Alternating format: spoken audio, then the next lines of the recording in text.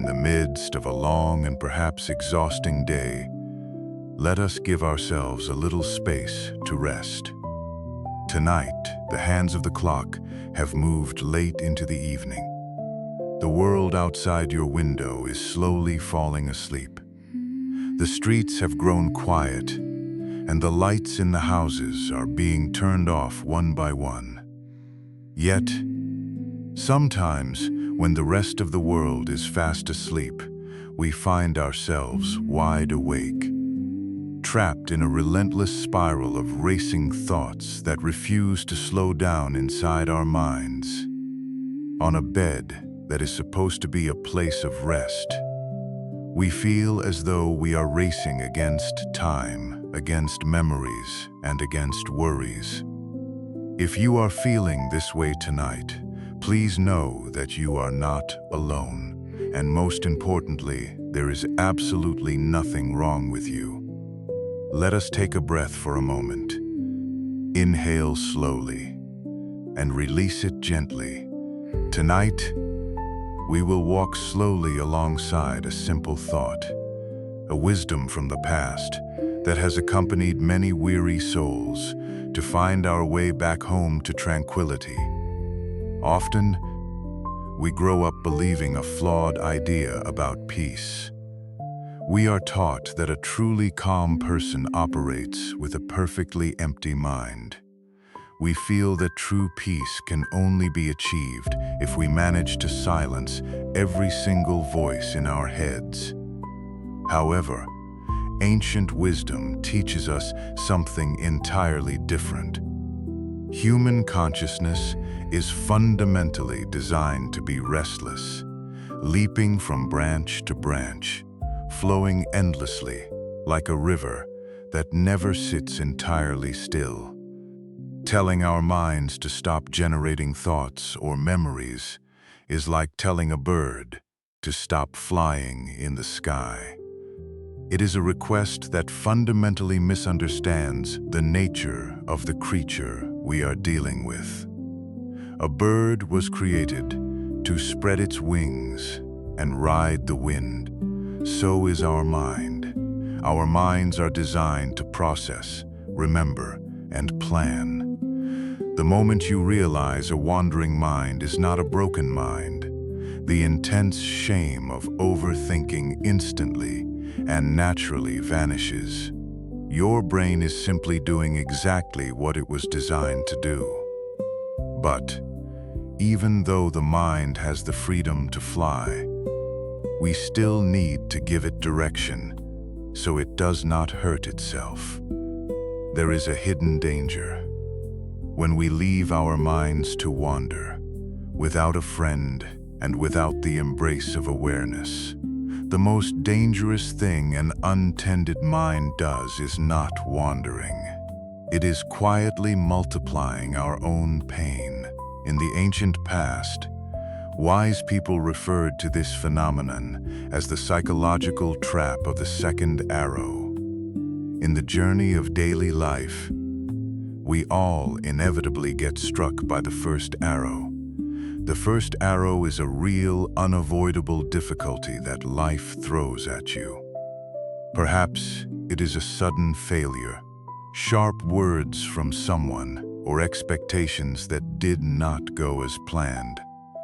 The pain from this first arrow is deeply human and impossible to dodge. But what happens next is a choice we often do not realize we are making. The second arrow is entirely self-inflicted. It is our own brain relentlessly replaying that exact unpleasant event on an endless, exhausting loop. Imagine spending hours, days, trapped in your own mental prison, agonizing over a single momentary mistake that only lasted a few minutes. The original incident stopped hurting you weeks ago. The people involved may have already forgotten it, but your memory refuses to let the wound close. The true damage in our lives rarely comes from the outside world. It comes from a mind that has gone astray, turning a momentary setback into a permanent state of heaviness. So, how do we actually break this tangled thread without having to go to war with ourselves? The answer lies in gentleness, in the forgotten habits of an ancient craftsman. Let us imagine an ancient arrow maker.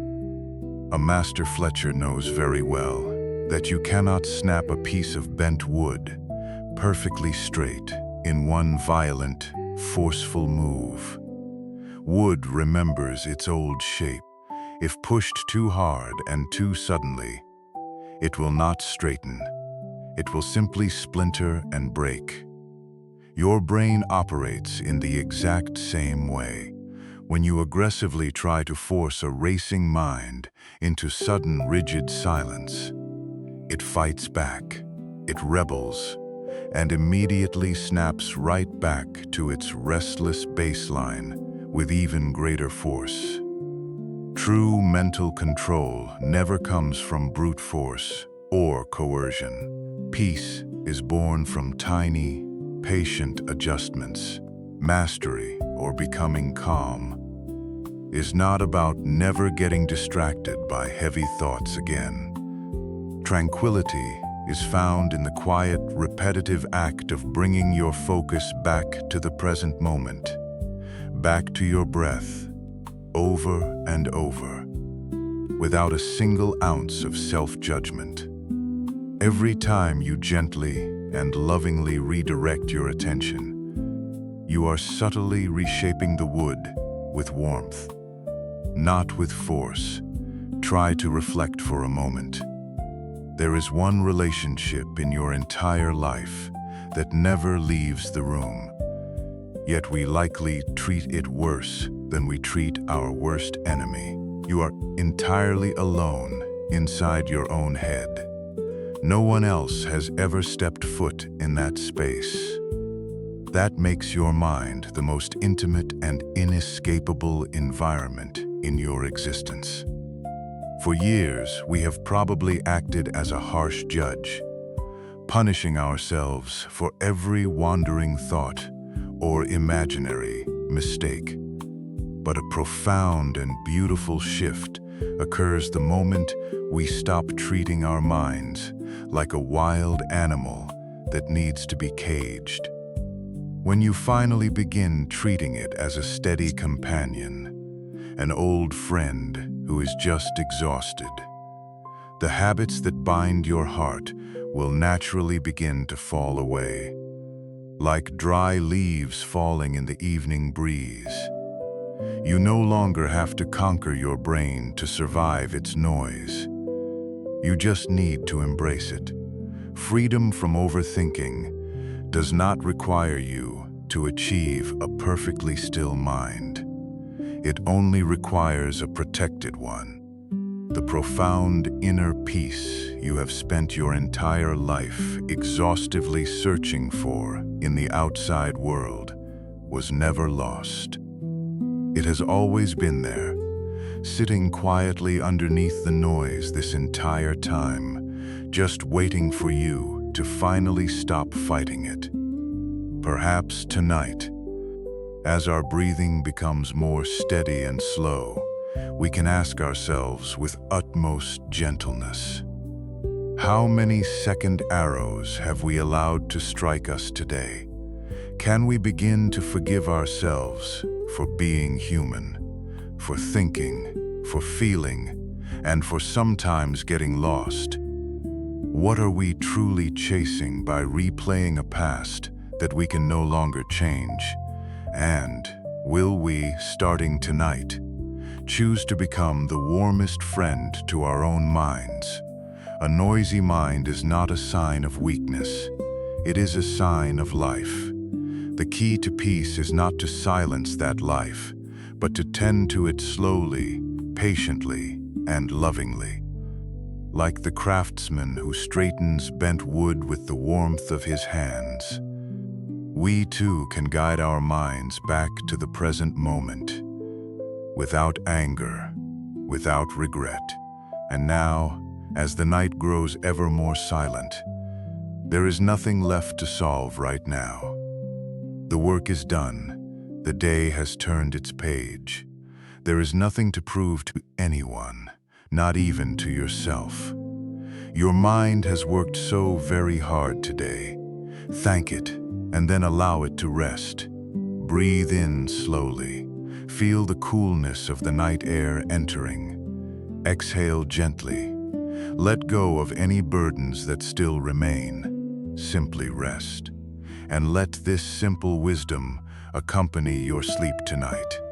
Good night, and rest in peace.